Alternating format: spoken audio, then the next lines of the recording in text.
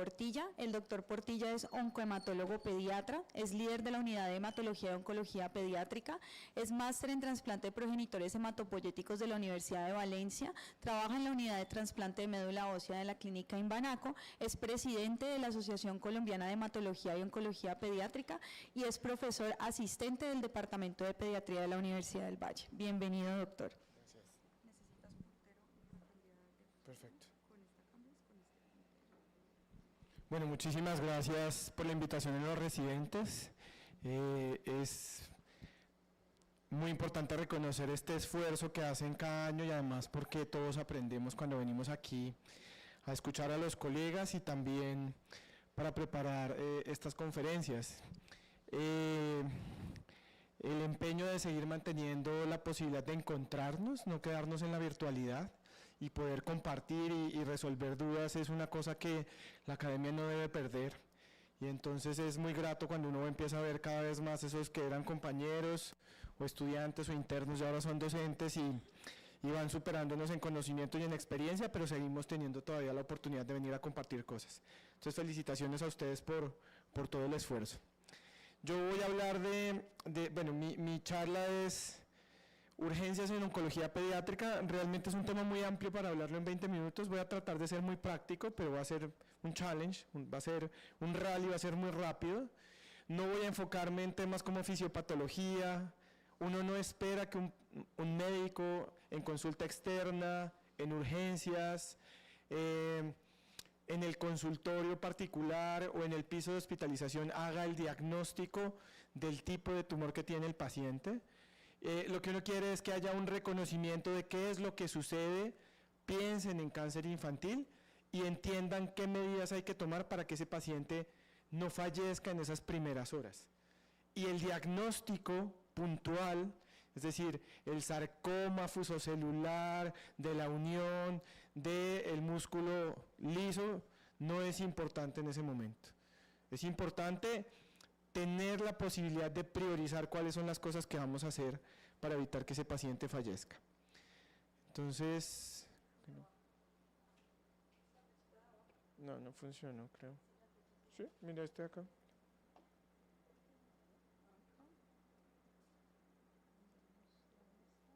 Allá, listo. Este es el contenido, vamos a tratar de abarcar estos temas, como dijo Adela, que le dijo, el público seguramente serán menos de 0.1 segundos por cada diapositiva, pero vamos a ver.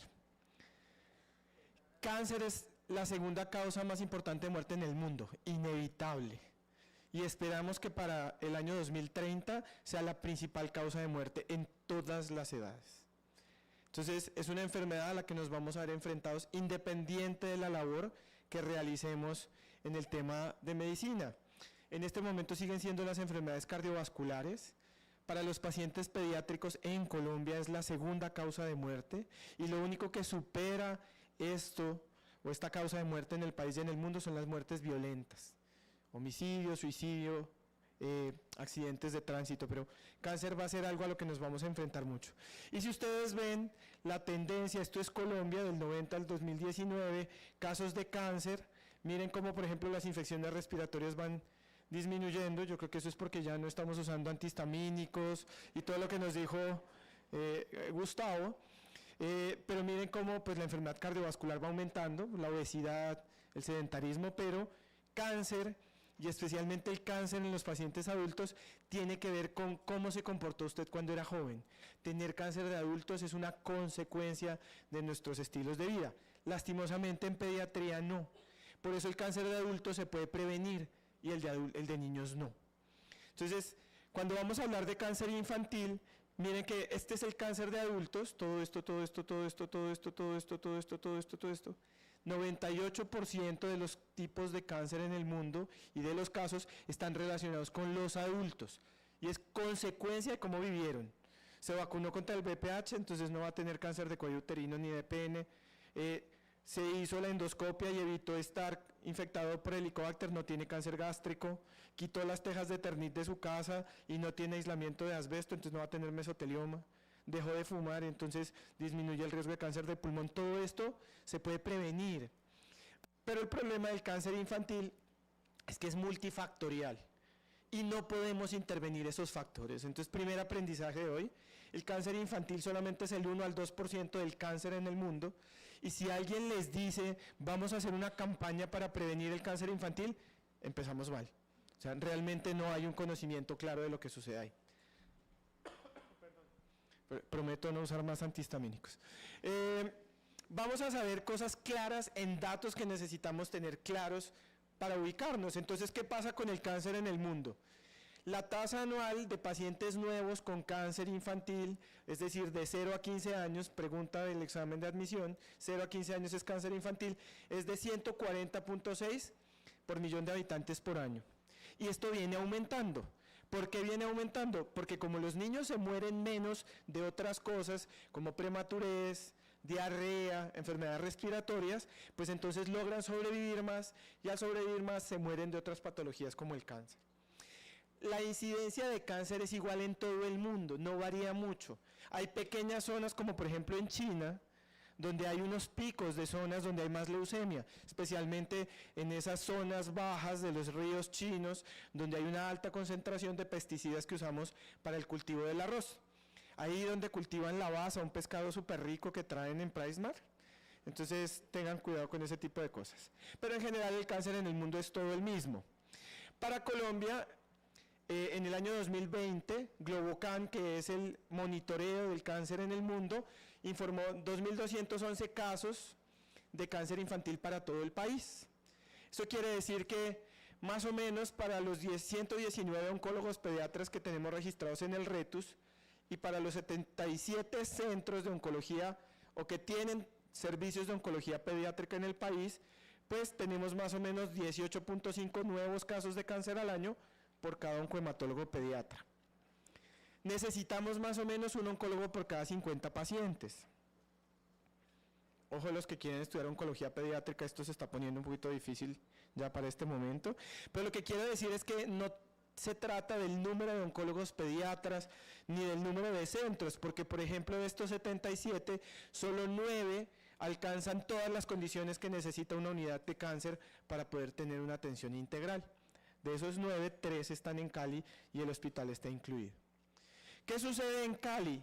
En Cali tenemos 78 nuevos casos de la ciudad cada año, porque tenemos una tasa muy similar, pero atendemos 250 nuevos casos cada año. ¿Por qué? Porque somos un centro de referencia. Vemos pacientes que vienen de Cali, de los municipios del Valle, de los departamentos vecinos y ahora cada vez más tenemos pacientes internacionales.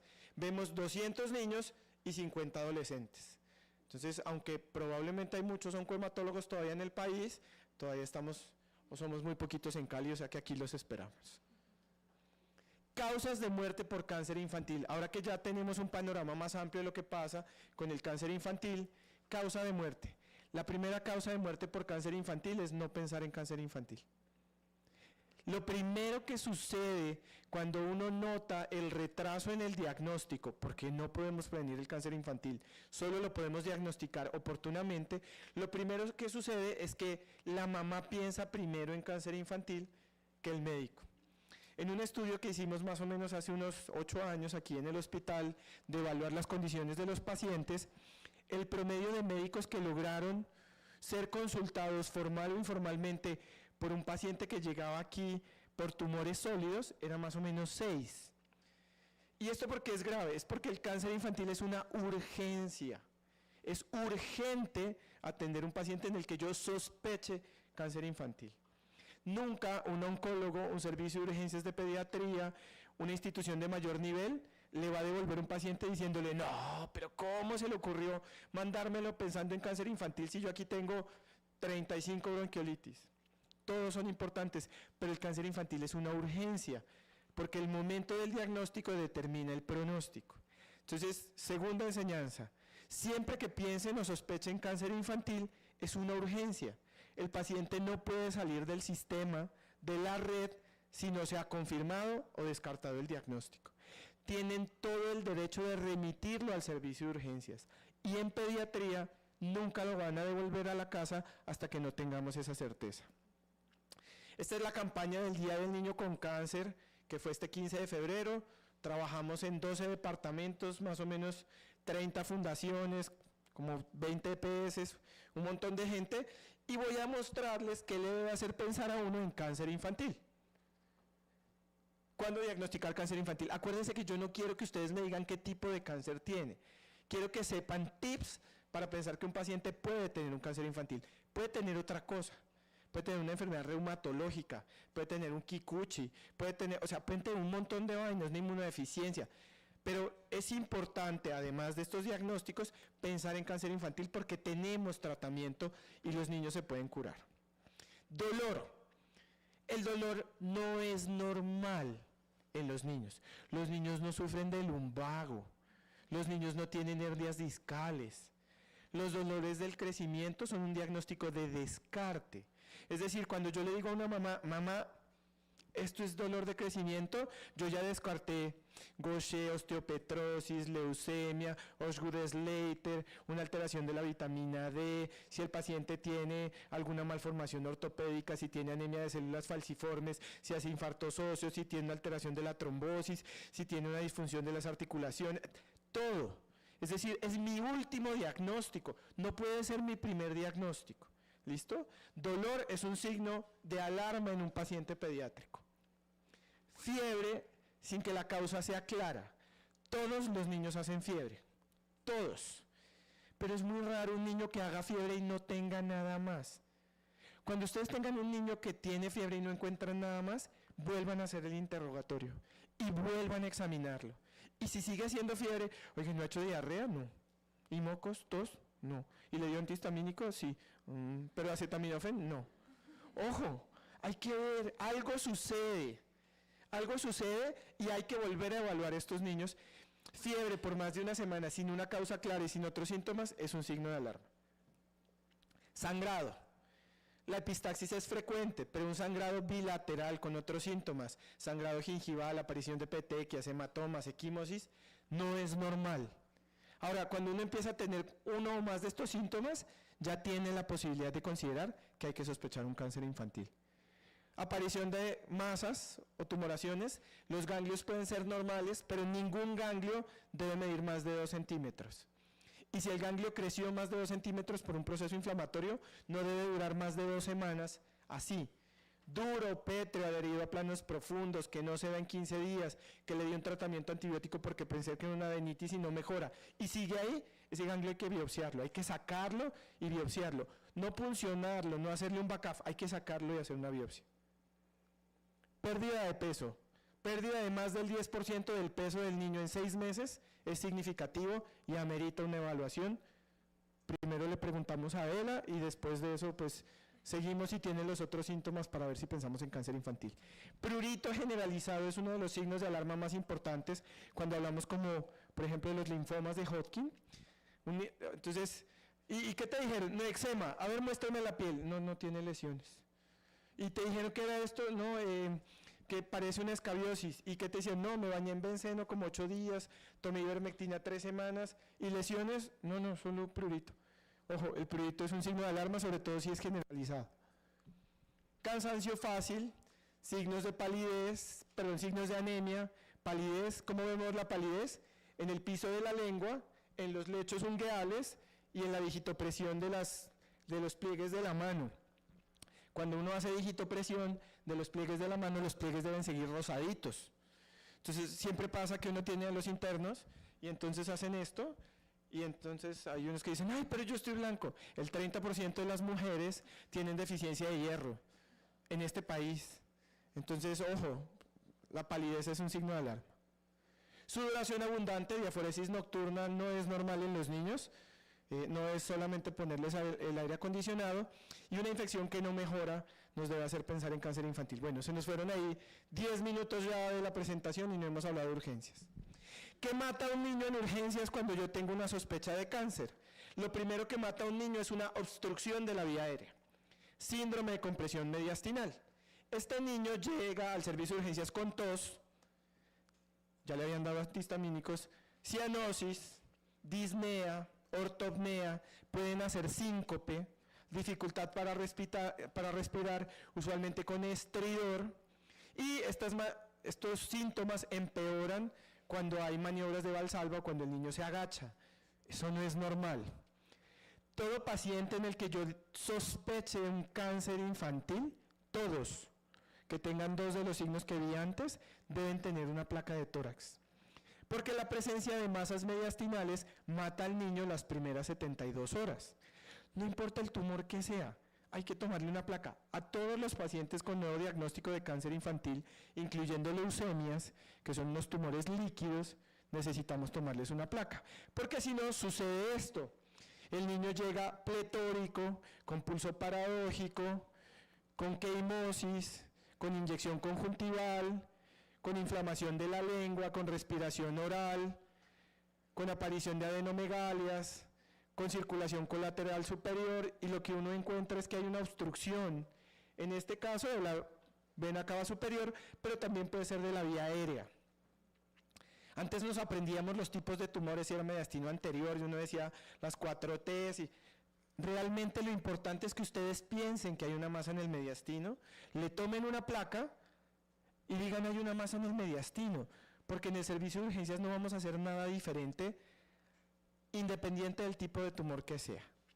Cuidado con el TAC, porque cuando uno entonces ve la masa en la radiografía, dice hay que tomarle un TAC. Y uno dice, le voy a tomar un TAC, y al tomarle el TAC, creo que la dejé en la anterior, sí, ojo con el TAC, uno dice, tomémosle un TAC, y el paciente que está respirando con todo el esfuerzo para mantener, se relaja, la masa obstruye la vía aérea, y después de eso no le vuelve a intubar nadie. Entonces, placa de tórax, y lo remitimos. No es necesario tomar el TAC, ni en urgencias, ni si soy el pediatra de urgencias. Casi nunca tomamos TAC cuando hay una masa mediastinal hasta que no iniciemos el tratamiento.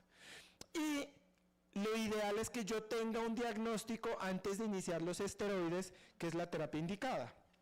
¿Por qué? Porque hay tumores que desaparecen con 6 o 12 horas de esteroide. ¿Cómo hago el diagnóstico? Aspirado de médula ósea, biopsia de la masa, le saco un ganglio, le hago un inmunofenotipo del líquido pleural, le hago una biopsia por fibrobroncoscopia. O sea, hay un montón de opciones para hacer una biopsia y hacer el diagnóstico. Lo importante es que el niño llegue donde yo lo pueda hacer. Entonces, ¿qué puedo hacer yo? Inicio los esteroides y lo remito rápidamente. ¿Qué hacer? Posiciónelo, tranquilice al niño y a la mamá. ABC, respira, no hay obstrucción, tiene buena circulación, disminuye el aporte de líquidos y de sodio. Ojo con los otros 2 eventos que producen muerte en los pacientes con nuevos diagnósticos de cáncer, inicie esteroides, cualquiera de estos 3, y remita. Neutropenia y fiebre. Segunda causa por la que se mueren los pacientes con cáncer, infección. Esta diapositiva me la dio el doctor Howard, que es un maestro que ha venido muchas veces aquí, y muestra cómo con el tiempo se crece exponencialmente el número de bacterias en un paciente inmunosuprimido, y cómo, a pesar de estar haciendo una bacteriemia, la fiebre solo aparece 6 horas después. Pero entre la fiebre y el choque séptico solo pasan 4 horas, y entre la fiebre y la sepsis solo 2 horas. Mensaje: si yo tengo un paciente con neutropenia y fiebre, solo tengo 2 horas para que el antibiótico ya esté circulando en la vena. Si pasan más de 2 horas, me voy a enfrentar a un choque séptico. Si pasan más de 6, la muerte es segura. El problema es que cuando llega un nuevo diagnóstico de cáncer, yo no sé cuál tiene neutropenia, pero sí puedo saber cuál tiene fiebre, y siempre tengo que actuar en beneficio del paciente.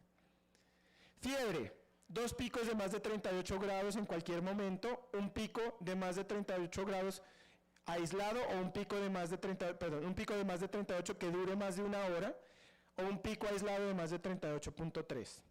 Neutropenia: menos de 500 neutrófilos absolutos. Aquí hay un concepto que es muy importante que se llama el nadir de quimioterapia.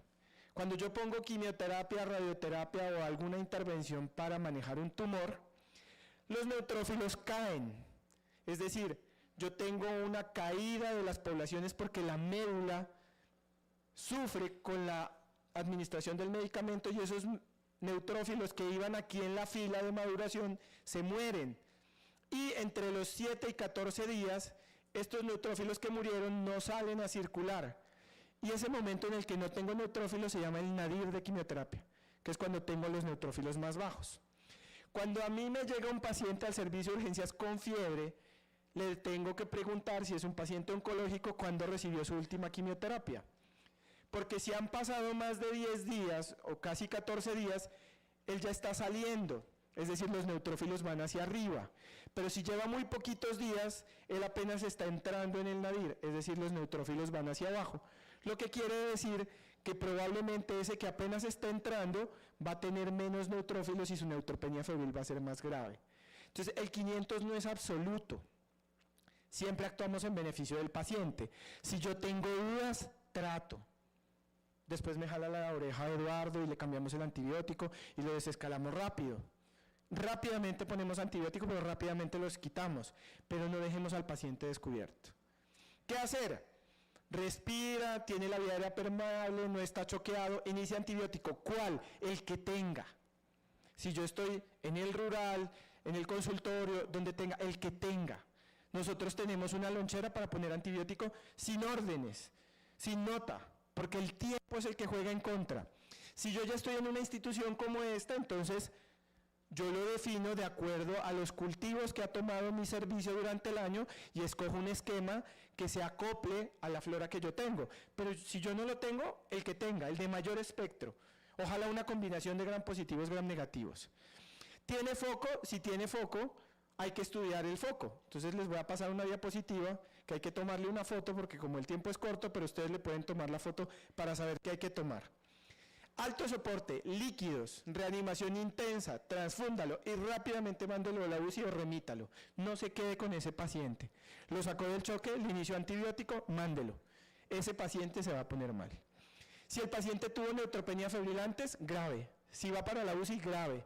Si tiene inmunosupresores, esteroides, quimioterapia, grave.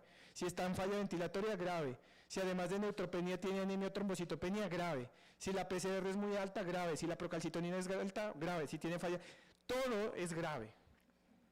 Todos son factores de riesgo y suman. Entre más factores de riesgo, más posibilidades de fallecer. Estable hemodinámicamente, remita para el tratamiento. Hasta aquí la quimio no es importante. 2 pacientes en los que hemos hecho tratamientos y no tenemos... Esta es una diapositiva muy viejita, pero le sirve para lo que se necesita para estudiar los focos. La foto, yo por eso lo dejé con el de las jornadas más viejitas. Y yo creo que me pasé el tiempo. Ay, me devuelvo, que iban a tomar la foto. Esta es una diapositiva de Centroamérica de cuánto se demora una persona en llegar al servicio de urgencias si le pongan antibiótico. Y esto no nos puede suceder. 10 horas desde que hace fiebre y la mamá dice, ¿será fiebre? Ay, no tengo termómetro. Mamás de onco, ya entrenadas. Ay, pero no, yo creo que ustedes han oído esto de pronto. Quítele las cobijas. No hay fiebre asociada a las cobijas. Fiebre es fiebre. Cuando la mamá dice, si tiene fiebre, vamos, consiga un carro, encargue al hermanito, haga la maleta, baje desde Terrón, Colorado, 1.8 horas. Llegue al servicio de urgencias, es que hay que convencer al portero, hay que hacer triage, tiene que valorarlo el interno, después el R1, R2, R3, después el profe, pero son las 2 de la mañana y hay que tomar cultivos, y el frasco de hemocultivos está en bacteriología, esperemos que faltan 20 minutos. Pueden pasar todo este tiempo antes de que el antibiótico esté en la vena, cuando nuestra meta es 2 horas. Ojo, cada uno de ustedes puede recortar ese tiempo y eso define la vida o la muerte de estos pacientes. Síndrome de lisis tumoral, una emergencia metabólica porque se rompen las células, pueden romperse antes por crecimiento del tumor, va a producir falla renal aguda, o 7 días después porque la quimioterapia es muy efectiva en estos tumores. Cada vez vamos a tener más síndrome de lisis tumoral. ¿Por qué? Porque los tratamientos oncológicos cada vez son más efectivos. Signos de lisis tumoral. Entonces hay riesgo de enfermarse por tener lisis. Eso es lo que en algunos artículos llaman la lisis tumoral de laboratorio y son estos hallazgos. Las cifras no me parecen tan importantes como las variaciones porcentuales, porque hemos tenido pacientes que llegan con 1 de ácido úrico y a las 6 horas tienen 2 de ácido úrico, lo cual sigue siendo muy bajo y normal, pero su incremento fue del 100%. Y si nosotros no hacemos una evaluación de su variación porcentual, corremos el riesgo de caer en el error de creer que todo está bien. Las células tienen por dentro purinas y pirimidinas, de lo que está hecho el ADN y el ARN. Cuando salen, se metabolizan en ácido úrico, tienen mucho potasio dentro, cuando se rompe la célula sale el potasio, mucho fósforo igual, y la salida del fósforo quela el calcio que hay en el tejido extracelular, y por eso tenemos hipocalcemia. Si yo, además de tener estos hallazgos de laboratorio, por lo menos 2, tengo cambios en la función renal, o arritmias o convulsiones, estoy hablando de un síndrome por lisis tumoral. Ya hay una repercusión. El diagnóstico no fue en el momento del riesgo, sino el diagnóstico fue cuando ya hubo daño. En estos 3, yo puedo diagnosticar síndrome por lisis tumoral en una muerte súbita, pero no es chévere. ¡Ay, se murió! De lisis tumoral. Muy bien el diagnóstico, pero fue tardío. Ya no hay nada que hacer. Entonces tratemos de que lo hagamos antes de que todo esto suceda, cuando tenemos riesgo. ¿Por qué? Porque cuando yo libero el ácido úrico, ese ácido úrico se deposita en los túbulos renales y me produce una necrosis tubular aguda, obstruye los túbulos y produce falla renal, y el riñón, en lugar de verse aquí diferenciado como se ve del hígado, se ve así, completamente inflamado. Pero además tengo otras alteraciones. Por ejemplo, puedo tener depósitos de carbonato, de fosfato de calcio, ya sea por la corrección de la hipocalcemia o por la presencia de la hiperfosfatemia, que también pueden producir cristales y falla renal, y que a veces incluso me pueden producir depósitos de esos cristales. En este caso, un paciente que tenía una hipocalcemia severa sintomática con una hiperfosfatemia severa, y al cual le pusieron un bolo de calcio para corregir esa hipocalcemia sintomática, y él hizo aquí un crunch, como cascaritas de huevo. Entonces es importante ver las consecuencias de eso que nos está sucediendo. ¿Qué hacer? ABC. Potasio es el más importante y el que lo puede matar. Poquitos reflejos, poquita fuerza muscular, poquito estado de conciencia, poquitos pulsos de frecuencia cardíaca por el que el QRS se expande, poquita orina. Todo es poquito cuando el potasio está ahí alterado, pero está alto. ¿Qué me sirve para evitar esto? Todos los pacientes deben llegar y monitorizarse. Ojo, revisar el potasio. ¿Qué debo ver? Que el paciente orine. Es el principal y más importante factor para determinar la falla renal aguda. Líquidos isotónicos sin potasio, ojalá 3000 cc metro cuadrado día, con una meta de diuresis mayor a 3 cc kilo hora, o mayor a 100 cc metro cuadrado hora. Si no orina, por favor póngalo a orinar. Furosemida me sirve para el potasio, me sirve para que orine, y es una de las medidas que debo iniciar para poder tratar de bajar ese potasio. El potasio solo va a bajar en la medida en que el paciente orine, o si uso resinas polarizantes.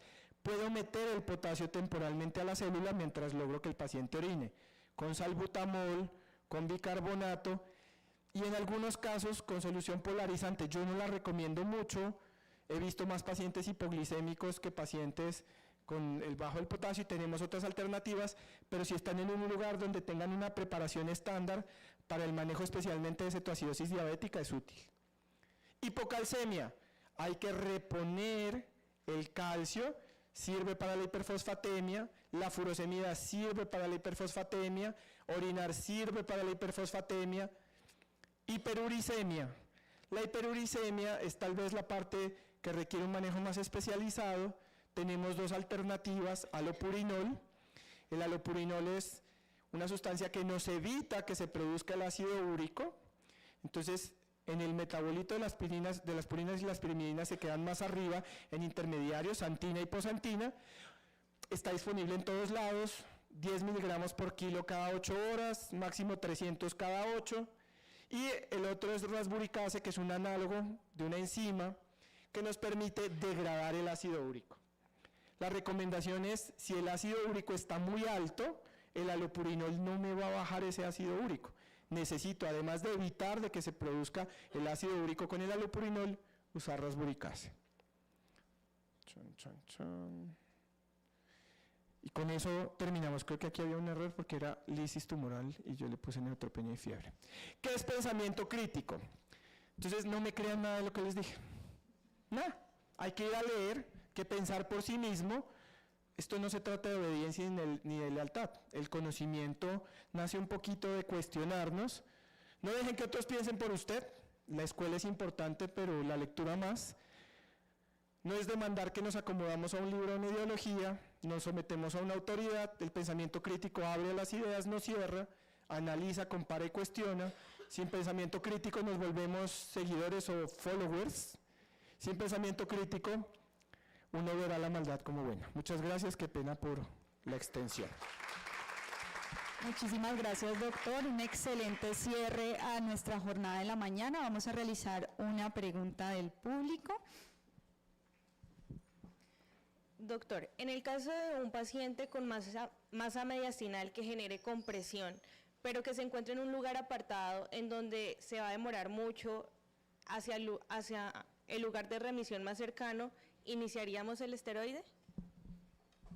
Entonces ustedes buscan qué tienen para poder garantizar el diagnóstico y uno puede hacer dos cosas ahí. Uno, si tiene un hemograma que está alterado, puede tomar un hemograma en tubo lila y eso le va a servir para hacer una citometría antes de ponerle el esteroide. Y si tiene ganglios, si son muy superficiales, uno puede hacer una biopsia pequeña del ganglio. Ahora, si uno no tiene la opción de hacer nada y el paciente no tiene nada más y la obstrucción aérea lo está matando, pues uno inicia el esteroide y tiene 12 horas para hacer la biopsia en el lugar donde lo reciban. Doctor, en el caso de un paciente con sospecha de cáncer que ingresa al servicio de urgencias, ¿debo poner líquidos y a qué volumen para evitar el riesgo de lisis tumoral? Yo creo que lo mencioné ahí, pero lo ideal es líquidos isotónicos sin potasio, mínimo a 3000 cc metro cuadrado, con una meta de diuresis mayor a 3 cc kilo hora o mayor a 100 cc metro cuadrado hora en pacientes mayores de 30 kilos. Muchísimas gracias. Recuerden